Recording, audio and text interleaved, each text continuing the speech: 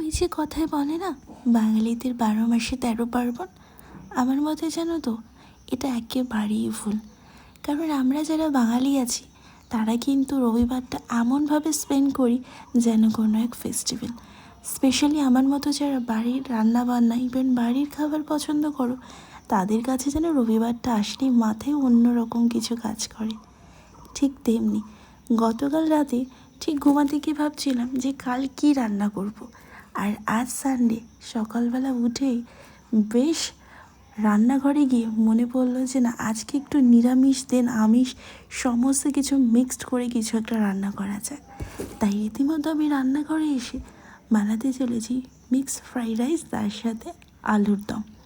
আর এই কম্বিনেশনটা কিন্তু বেশ খেতে লাগে। আমার কেন জানি না মাংসের থেকে আলুর তরকারি বা আলুর দম ভীষণ পছন্দের একটা খাবার। আর তোমাদের কাদের কাদের ভালো লাগে আমাকে কিন্তু জানিও।